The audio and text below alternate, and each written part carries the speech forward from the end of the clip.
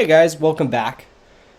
And I wanted to go ahead and start filming vlog style and just doing so to remember all the crypto mining rigs, the ASIC miners, the bad setups, the good setups that I had, and just to document my journey here. And I basically started off, last bull run mining Ethereum. I had 30 Polaris cards, three Antminer L3s, and that was my crypto farm.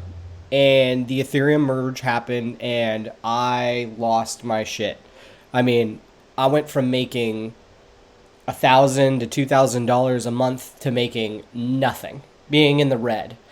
So I went ahead, I sold all of my Polaris cards, and I invested in some P106 100s. At the time, that wasn't a great idea because they were well overpriced. I went ahead and sold some of my Antminer L3s. I only had two left. And what we're looking at right now is when I basically started my YouTube channel a year ago, at the end of the Ethereum merge and the beginning of Caspa. So back then I was just mining Caspa. You can actually take a look here. This is one of my first videos.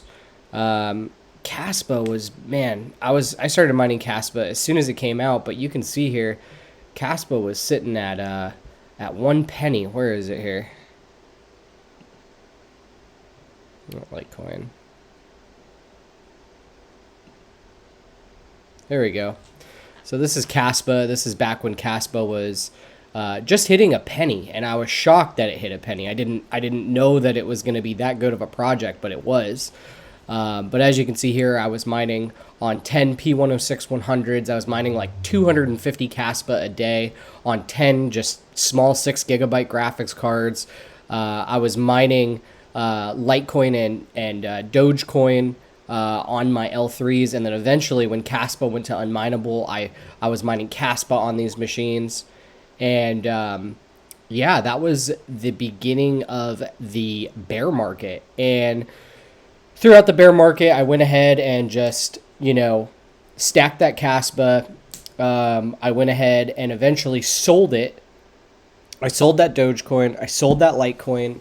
I sold all of my GPUs. I sold all of my ASICs. And I wanted to start from scratch. That way I was ready for the next cryptocurrency. Caspa went crazy, way more crazy than I thought it was going to go. I regret selling early. I sold at about 10 cents.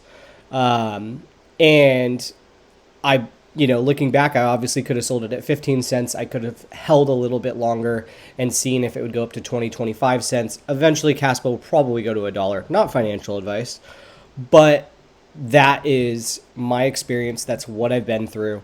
I currently mine in a condo, so I mine in a couple different areas throughout my condo, and this basically is the first day or the beginning of my journey crypto mining all over again.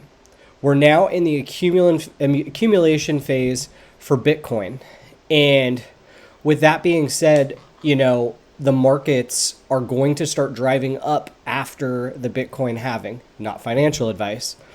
But with that being said, I want to be ready. So today is going to be the first day. We're going to set back up the crypto mining tent, and which is going to turn into just a ASIC tent. I'm going to have a separate area in my condo for my GPU mining this time around. In case you guys don't know, this is a great time to get into crypto mining right before the bull run starts. I'd say we're about 6 months to a year out. So right now, 6 months prior, 3 months prior from the Bitcoin halving is a great time to start buying hardware, start setting up, getting things running, diagnosing. And so that's what we're going to be doing over these vlogs and just documenting. So you guys have seen some of my past setups, my grow tent. And today we're going to go ahead and set the grow tent back up. I have a new shelf for it, and we're going to start getting some ASIC miners in it. Let's jump over. So I went ahead and I found my old grow tent. I don't really know what kind of condition this thing is in.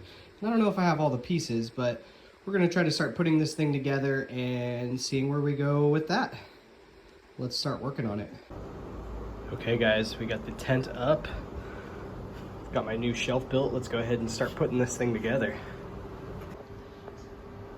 Okay guys, we got the new shelf all built and installed. We've got a hose for one of our ASICs. We'll go ahead and start getting this thing put back together. Okay, so next up we got the AC Infinity fan all hooked up. You can look down here. This tent is going to be running on 120, so I have two different circuits ran into this tent on a couple surge protectors, and that's totally safe if you're running box miners or medium size miners. Totally fine. So we've got that going. Let's keep working. All right guys, so down here we went ahead and got the networking up, and basically now I have my router as well as a network switch so I can start popping in these miners. So let's go ahead and start actually putting the miners in the tent. Looking good. Okay guys, so we got the first miner in. This is a Fusion Silicon X7, and if this is your first time to my YouTube channel, you are going to see a lot of units that you have never seen before. I try to stay away from where all the large hash rate is and stick with the smaller spec coins. So yeah, we are currently accumulating block X with this machine. Really quickly, I did want to give just some reference to what machine I'm talking about. This is the Fusion Silicon X7. It's an X11 miner. And this is an older unit, so it was created back in February of 2019. It does 262 gigahash at 1300 watts.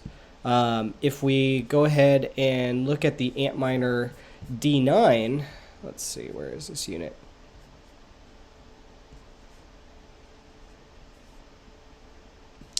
You're doing 1.77 terahash at 2,850 watts.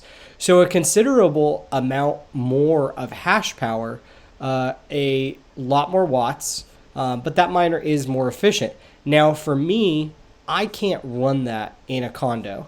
So what I do is I run this unit, this older unit that uses basically less power to spec mine different coins.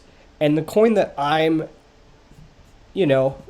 looking for basically is block X. So I've been stacking that for the last about a month or so, and I've stacked about 150 coins. This machine, I took one of the hash boards out. It runs a little bit less than 1,000 watts. Gets me a couple dollars a day, nothing crazy. But I am stacking that block X. But I did just want to go ahead and give a little bit of reference to what machine I'm talking about. Alright guys, so next up we just installed the 3 KS0s. All of them are the original KS0s, all overclocked using T-Swift's overclocks.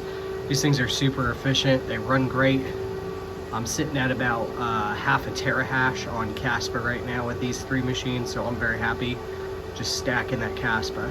Let's go ahead and get the last miners in. Okay guys, so last up we have the 2 IB-Link BMK3 minis.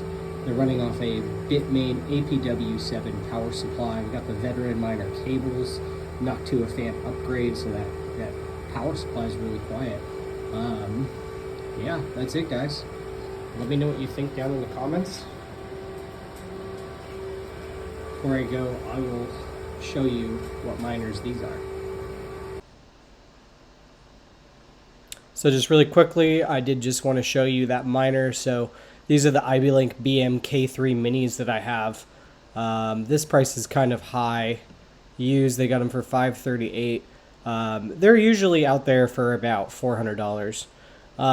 But this machine runs at 5 terahash on Cadena at 290 watts. This machine also has a low power mode that's 3.5 terahash at 150 watts. Which is much lower than the Gold Shell KD Box 2s, which was what the appeal was for me. I have had a couple of KD Box 2s in the past. I still have a couple, but they're just not as profitable anymore, so I like running these. I am looking to buy one more of these at least. One thing I did want to say about these is that you also can overclock these manually, and you can change the voltages and you can change the frequencies. And I've gotten this thing at 5 terahash at only like 250 watts. I've gotten it down to 3.5 terahash at like 125, 135 watts. So these things are super efficient, and for a home KDA miner, this is the way to go. Like I said, I'm looking to get one more. But yeah, that's it, guys. The tent's up. Got my ASIC miners in there. Probably got room for like one, maybe two more units. We'll see what we do with that. But thank you very much. Like, comment, and subscribe, and we will see you on the next vlog.